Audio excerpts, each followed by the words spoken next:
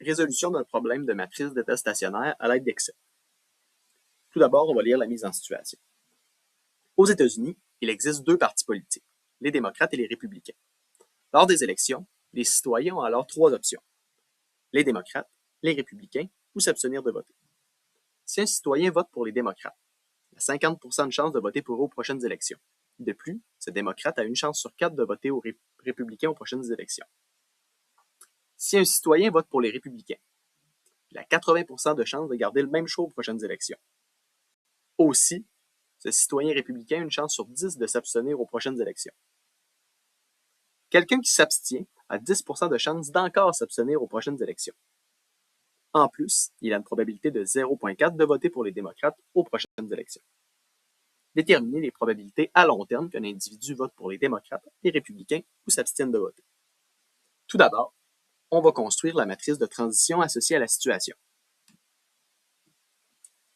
Dans la première phrase, on peut lire qu'une personne qui a 50% de chances de voter démocrate va revoter pour eux aux prochaines élections. Si on dit que les démocrates est mon état 1, les républicains mon état 2 et s'abstenir de voter mon état 3, on a que l'élément 1,1 est alors de 0,5. En lisant le reste de la phrase, on peut lire que ce démocrate a une chance sur 4 de voter républicain aux élections suivantes, qui se trouve à passer de l'état 1 à 2, donc l'élément à la deuxième ligne, première colonne, qui est de 0,25, qui est d'un quart. Alors, par déduction que le dernier élément de la colonne est de 0,25, comme on doit voir que le total des éléments de chaque colonne doit valoir 1. Par le même processus, en continuant la lecture, on peut voir que si un citoyen vote républicain, il a 80% de chances de voter pour eux encore aux prochaines élections, et ce citoyen républicain a une chance sur 10 de s'abstenir aux prochaines élections. Une chance sur 10 qui est de 0,1, qui est l'élément à la troisième ligne, deuxième colonne. Par déduction, on a que l'élément à la première ligne, deuxième colonne est de 0,1, comme, encore une fois, le total de chaque colonne doit donner 1. Pour conclure, quelqu'un qui s'abstient a 10% de chance de se réabstenir aux prochaines élections. Et en plus, cette personne-là a une probabilité de 0,4 de voter pour les démocrates aux prochaines élections. Encore une fois, par déduction, on peut déterminer que l'élément à la deuxième ligne, troisième colonne est de 0,5, comme le total de chaque colonne vaut 1. Je vais mettre les éléments qu'on a établis par déduction en rouge. Ensuite, pour déterminer la matrice d'état stationnaire, on doit effectuer l'opération qui est de prendre la matrice identité et de soustraire ma matrice de transition. Je vais coller ma matrice de transition à l'endroit suivant et effectuer l'opération la matrice identité moins ma matrice de transition pour obtenir le résultat suivant. Ensuite, j'en suis à construire le système d'équations associé à la situation. On se souvient, la première ligne où j'ai déposé 1, 1, 1 et 1 représente la probabilité que P1 plus P2 plus P3 me donne 1. La somme des probabilités me donne 1. Ensuite, pour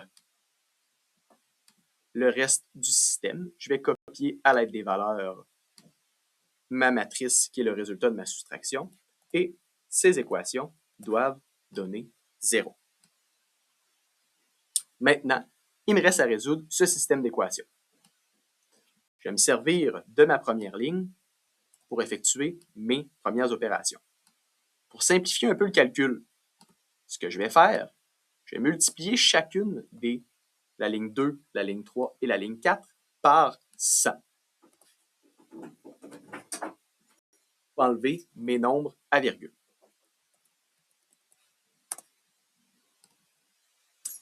Ensuite, je vais me servir de ma ligne 1 pour effectuer les opérations suivantes.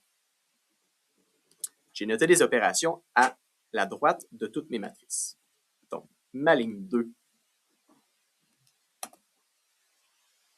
je vais prendre ma ligne 2 et je vais lui soustraire 50 fois la ligne 1. Ma ligne 3, je vais lui ajouter 25 fois ma ligne 1. Ma ligne 4, je vais lui ajouter 25 fois ma ligne 1.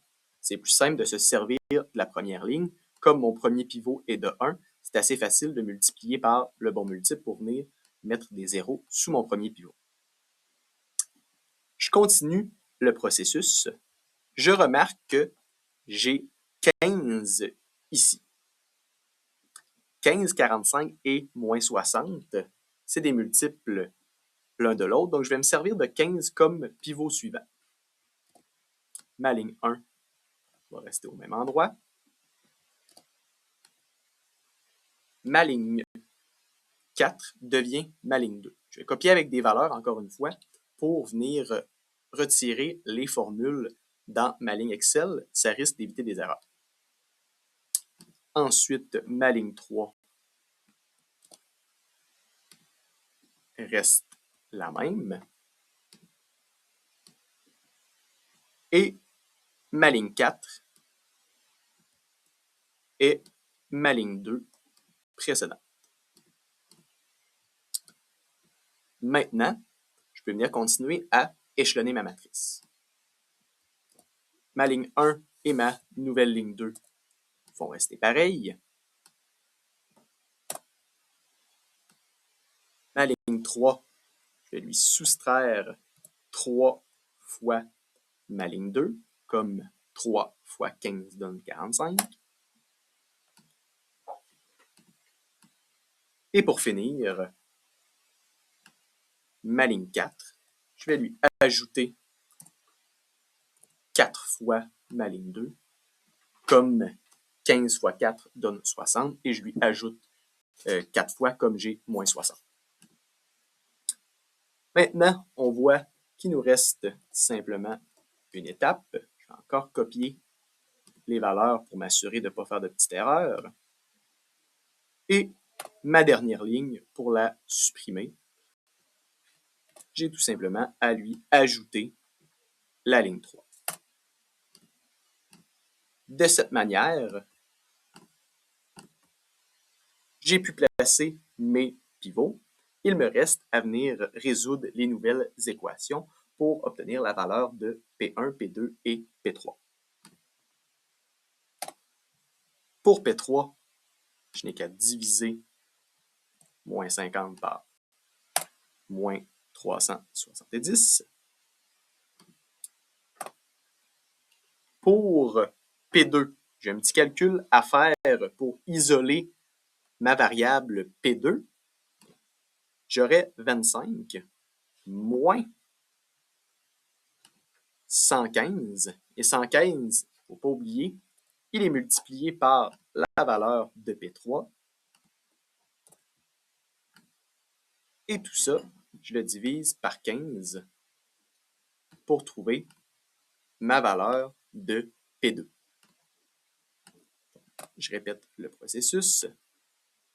25 moins 115 fois ma valeur de P3. Tout ça divisé par 15. Et pour terminer, comme la somme de cette matrice colonne me donne 1, je peux faire 1 moins la valeur de P2 moins la valeur de P3. On peut venir